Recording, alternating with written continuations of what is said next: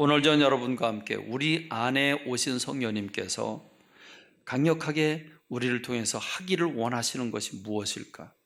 우리 안에 오신 성령님은 지금 나를 통해서 어떤 일을 하기를 원하실까? 그것은 바로 하나됨입니다. 하나 되기를 원하고 계십니다. 하나 되기를 원하시는 게 어떻게 성령님이 우리를 하나 되게 하셨고 어떻게 우리가 하나 되기를 힘써 지키길 원하시는지 그 말씀을 오늘 저와 여러분이 함께 나누길 원합니다. 열린 마음으로 받으면서 이 말씀을 받은 후에 저와 여러분의 삶이 100% 달라지게 되기를 간절히 소원합니다. 에베소서는 영적 서신입니다.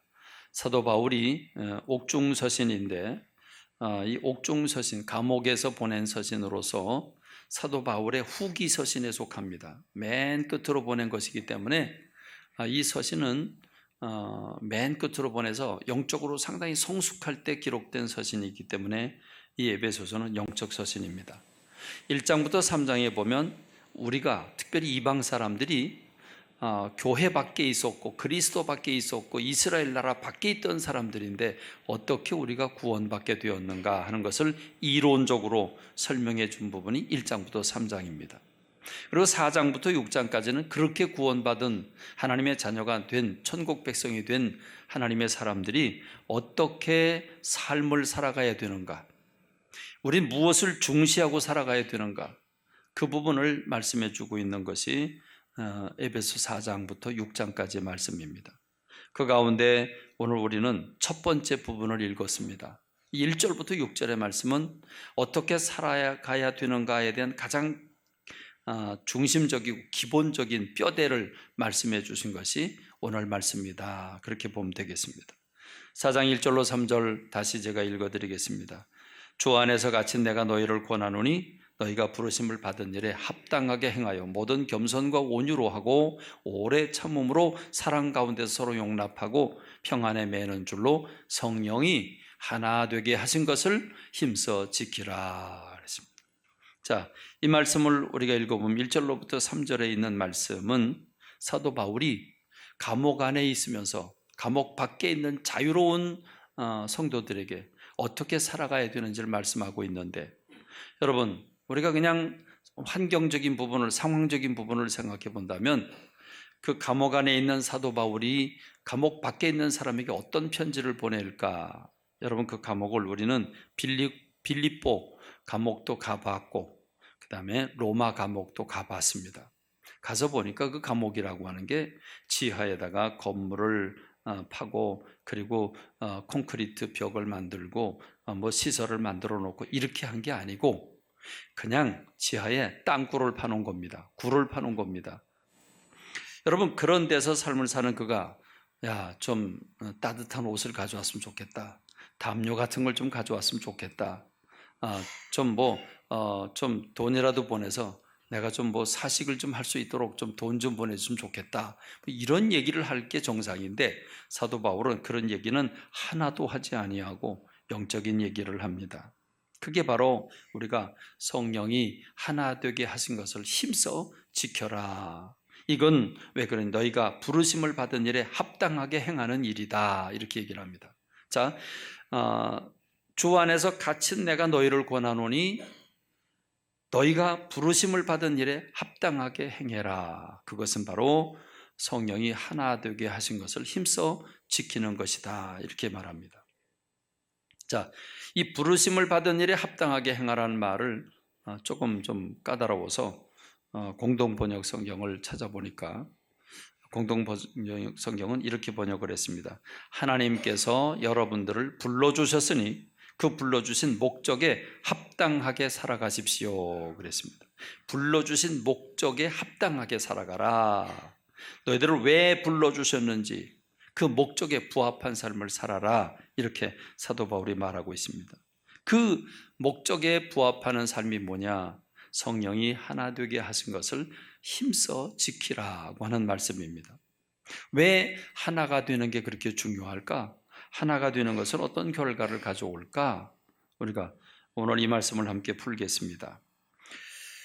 사도 바울은 하나가 되기 위해서, 하나가 되는, 힘써 지키기 위해서 우리가 해야 할 일들을 지금 두 가지로 말씀하고 있는데, 첫 번째는 모든 겸손과 온유로 하고, 그다음 두 번째는 오래 참음으로 사랑 가운데서 서로 용납하고, 이렇게 이 두 가지를 우리에게 말씀해 주었습니다. 그렇습니다. 하나가 되려고 하면 자기 걸 내려놓고, 그리고 따뜻한 마음으로, 여유 있는 마음으로 상대방의 그 말과 행동들을 받아들여야 되기 때문에 절대적으로 필요한 첫 번째 요소는 모든 겸손과 온유로 해라, 이렇게 말씀하고 있습니다. 여러분이 겸손과 온유에 대한 말씀은 수없이 들었어요. 수백 번 들었고 어쩌면 1000번 이상 들었을지도 몰라요. 그렇지요? 많이 들었어요. 근데 많이 듣는 게 중요한 게 아니잖아요. 중요한 것은 내가 지금 겸손한가? 내가 지금 온유한 사람인가? 이게 중요한 거지 않겠습니까? 자, 그럼 어떻습니까, 여러분? 겸손하냐 겸손하지 않느냐는 다른 사람이 평가를 해줘야 되는데, 그냥 여러분이 여러분 스스로를 평가를 해봅시다. 나는 겸손한 사람인가? 어떻습니까, 여러분? 여러분 겸손한 분들입니까? 그러면 여러분은 따뜻한 사람이십니까? 여러분은 부드러운 사람이십니까? 따뜻한 것의 반대는 차가운 거고, 온유, 부드러울 것의 반대는 딱딱하거나 강박한 걸로 의미하죠. 여러분, 겸손한 것의 반대는 교만이죠. 그러니까 교만하고 차갑고 그리고 강박하고 혈기가 있는, 여러분, 이런 상태의 사람과 만남을 가지면 어떻게 될까요? 교제를 가지면 어떻게 될까요? 툭 하면 다툴 거예요. 그리고 너 잘못됐어, 너 그러면 안 돼, 맨날 이럴 거예요. 근데 그 얘기 듣고 사는 건 피곤한 일이죠. 그렇습니다. 여러분, 예수님은 수고하고 무거운 짐진 자들아 다 내게로 오라, 내가 너희를 쉬게 하리라 그랬는데, 여기서 끝나지 않고 오는 것 자체, 온 것 자체로 너희가 평안을, 쉼을 얻는 거냐? 그게 아니고, 수고하고 무거운 짐진 자들아 다 내게로 오라, 내가 너희를 쉬게 하겠다 그러면서 조건을 다셨습니다. 나는 마음이 온유하고 겸손한데 너희가 내게로 와서 배워라. 이 온유와 겸손을 배워라. 그러면 너희가 쉼을 얻을 것이다 그랬습니다. 여러분, 우리는 모두 무거운 짐을 지고 살고 있습니다. 세상엔 죄 없는 사람이 없습니다. 실수 없는 사람이 없고 죄 없는 사람이 없습니다. 죄의 근원은 욕심입니다. 욕심은 우리들로 하여금, 그것이 권력이든 그것이 정욕이든 그것이 음식이든 그것이 명예든, 욕심이라고 하는 건 치우치게 돼 있고 거기엔 시기 질투가 있게 마련이고 거기엔 다툼과 분열이 있게 마련입니다. 우리 모두는 죄성이 있기 때문에 이 죄성으로 사람들과 관계를 하면서 상처를 받기도 하고 주기도 하고, 그리고 원수 맺기도 하고 등을 지기도 하고 시기하고 질투, 이런 관계를 맺으면서 우리는 무거운 짐들을 지고 살고 있습니다. 자유함과 평안함을 누리지 못하고 괴롭고 힘들고 아프고, 만나면 싫고 도망가고 싶고 막 때려주고 싶고 막 이런 마음들이 생겨나는 게 우리 사람들의 마음입니다. 예수님이 수고하고 무거운 짐진 자들아 그랬는데, 왜 예수님은 나는 마음이 온유하고 겸손하니 내게로 와서 배우라고 그랬을까? 겸손하지 않고 온유하지 않으면 무거운 짐을 지기 때문이죠. 무거운 짐을 지는 것은 바로 내 안에 상처가 있고 내 안에 교만이 있고 내 안에 강팍함이 있고 내 안에 차가움이 있기 때문이죠. 그렇습니다. 그래서 부르신 부름의 목적이 뭐냐? 하나가 되는 건데, 하나가 되는 것은 자기를 부인하고 자기를 낮추고 따뜻하고 부드럽게 사람들과 대할 때 하나가 될 수 있다. 믿습니까? 그렇습니다. 두 번째는 오래 참음으로 사랑 가운데서 서로 용납하고 그랬습니다. 오래 참음으로 사랑 가운데서 용납함으로 하나가 되어야 된다, 이 말씀을 하고 있는데, 자, 참아라 그랬습니다. 여러분, 참는 게 쉽지 않습니다. 그런데 오래 참으래요. 참는 것도 쉽지 않은데 오래 참으래요. 이건 미치고 환장할 노릇이죠. 오래 참는다, 정말 힘든 거죠. 이 오래 참는 거를 어떻게 하냐? 힘써 지키래요. 그래야 하나가 된대요. 그런데요, 오래 참는 것도 힘써서 지키는 게 힘든 일인데 서로 용납하래요. 용납을 하래요. 참는 것도 힘든데 용납을 하래요. 용납을 해? 용서하라고? 그건 말도 안 되지.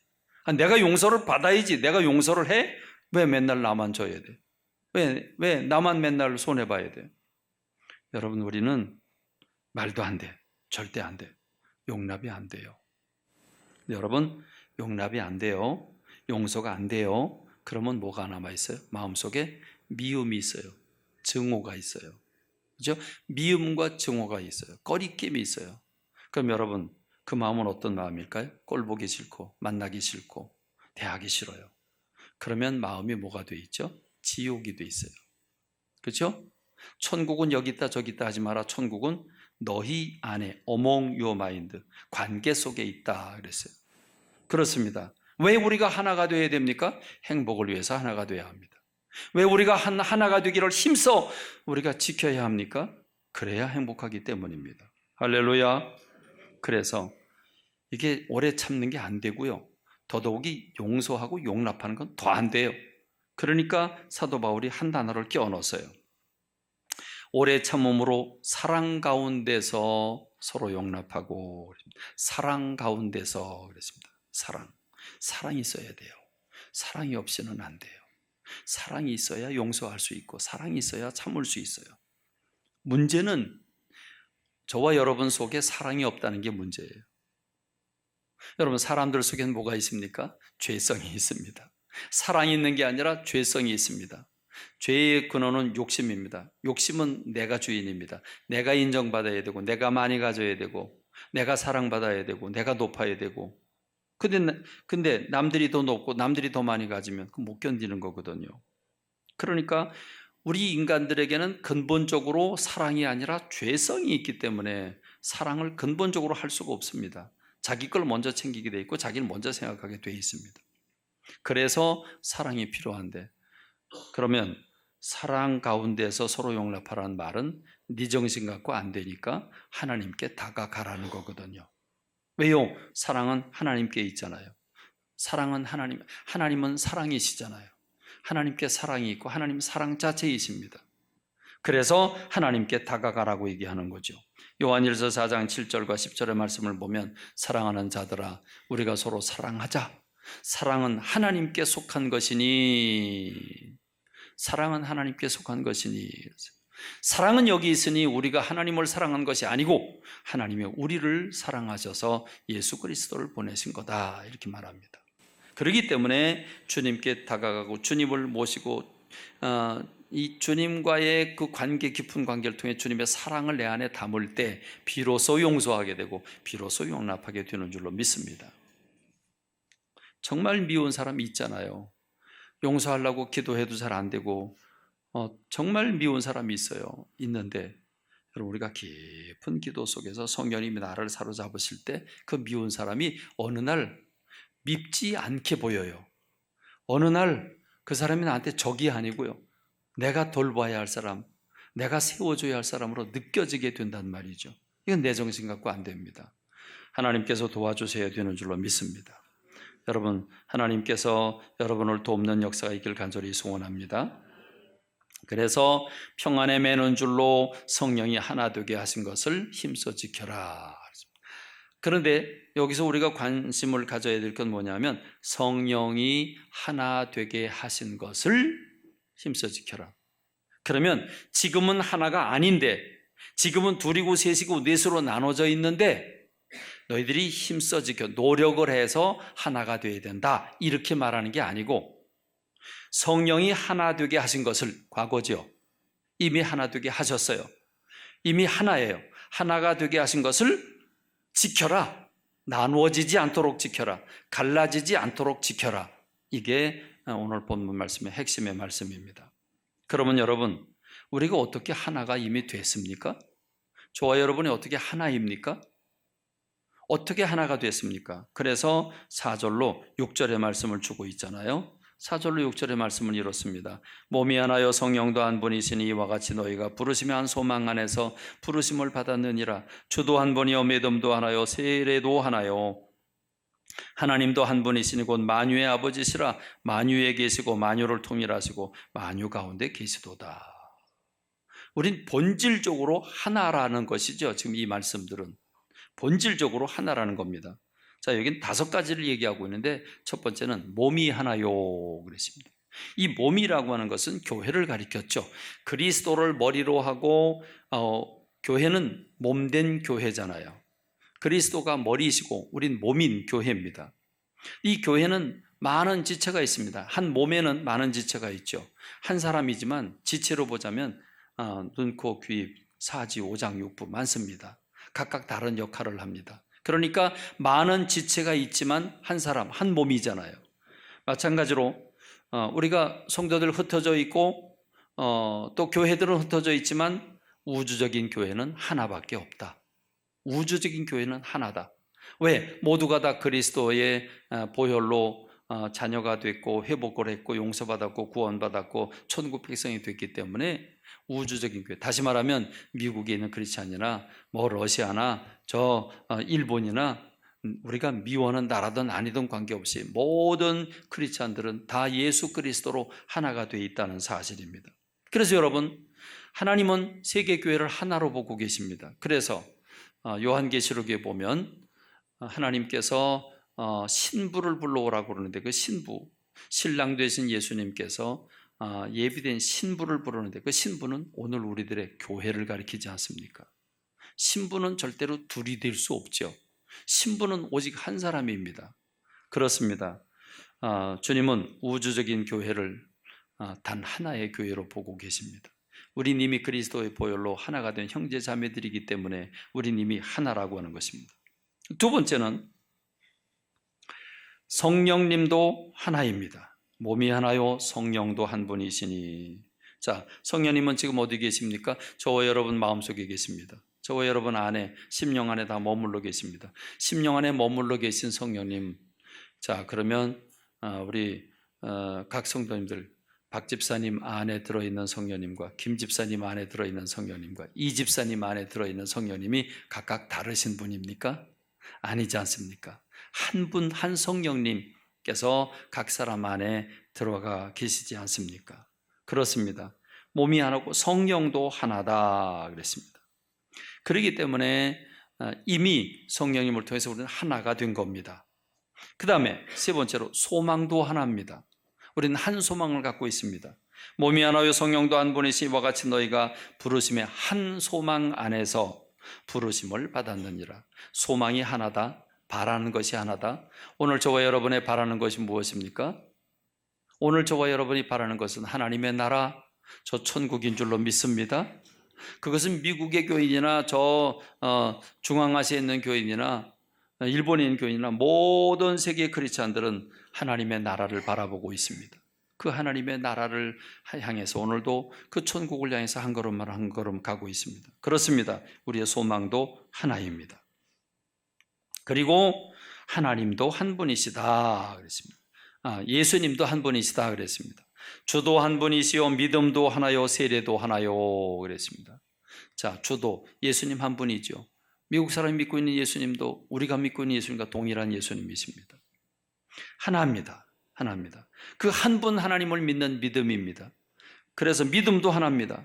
세례도 예수님의 보혈로 우리가 구원함을 얻었고 죄 씻음을 받았기 때문에 그래서 예수님을 통해서 세례도 하나입니다. 그러니까 예수님도 하나입니다.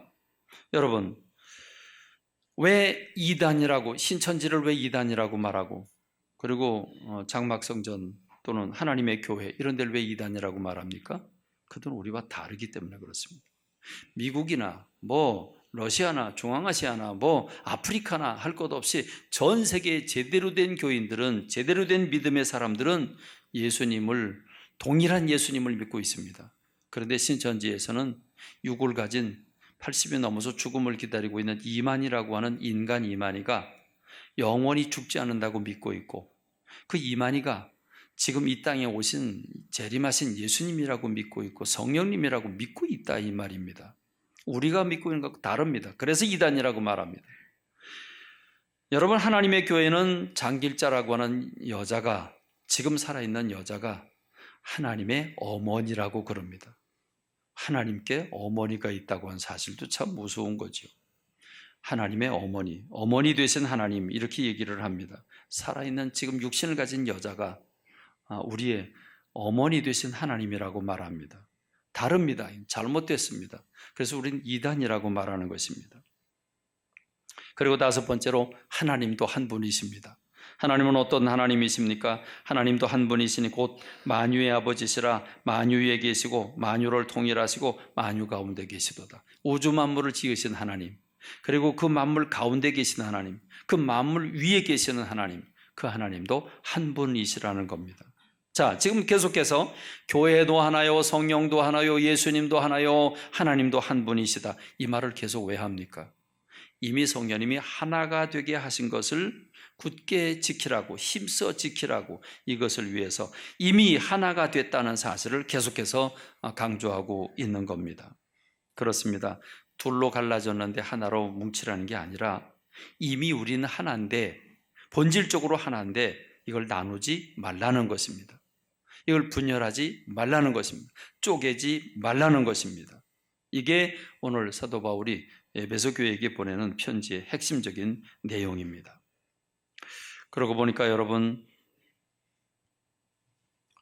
성령님과 하나가 된 거 어떤 연관성이 있을까를 생각해 보니까 성령님이 가장 강력하게 역사했던 것은 오순절 다락방이죠.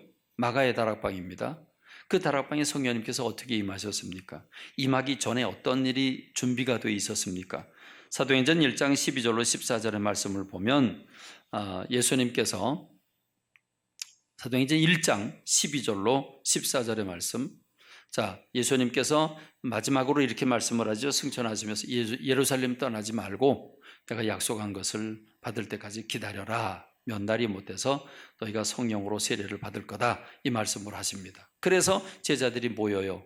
다 모이는데, 자, 베드로를 비롯해서 11제자가 모이죠. 다 모여요. 모이고, 그리고 여자들과 예수의 어머니 마리아와 예수의 아우들과 더불어 마음을 같이하여 오로지 기도에 힘쓰더라 그랬습니다. 이것이 오순절 다락방의 성령 충만 받기 전에 직전의 상태입니다. 이 준비가 됐을 때 성령님이 임하셨습니다. 한마디로 말하면 성령님은 언제 임하셨습니까? 저는 지금까지 이 규절을 읽으면서 항상 어디에 초점을 맞췄냐면 오로지 기도에 힘쓰더라, 여기만 초점을 맞췄습니다. 그래서 기도가 준비될 때 성령님이 임하신다. 그래서 늘 기도만 얘기했는데 오늘 말씀을 준비하면서 그게 아닙니다. 오늘 성경 말씀 보니까 다 거기 있어. 마음을 같이하여 오로지 기도에 힘쓰더라. 그러니까 오로지 기도한 건 맞는데 어떻게 기도했냐? 마음을 같이 해서 기도했다는 것입니다. 하나가 돼서 기도했다는 것입니다. 이 마음을 모아서 무슨 일을 하는 건 대단히 중요한 거죠. 춘천에는 450개 교회가 있는데 교회들이 마음을 합해서 우리도 방송 듣고 싶다고, 기독교 방송을 듣고 싶다고 CBS 방송국을 세웠는데, 그래서 온전한 방송 들으려고 교회 방송국 건축을 해놨는데 잘못하면 빚더미에 올라앉게 생겼어요. 교회들이 십시일반하면 되는데 다 내 코가 석자라 나만 바라보고 이기적으로 행동을 하면 여러분, 이 헌금이 모아지질 않잖아요. 여러분, 성령이 하나 되게 하신 것을 힘써 지키라. 저도 노력할게요. 여러분도 노력합시다. 할렐루야. 특별히 부부가 하나가 되십시다. 나이가 들다 보니까 소원하게 자꾸 많아지죠. 부부가 하나가 되십시다. 하나가 되게 하신 것을 힘써 지키라고 했습니다. 가정이 하나가 되십시다. 우리 교회가 하나가 되고, 춘천이 하나가 되고, 대한민국이 하나가 되고, 세계가 하나가 되어야 되는 줄로 믿습니다.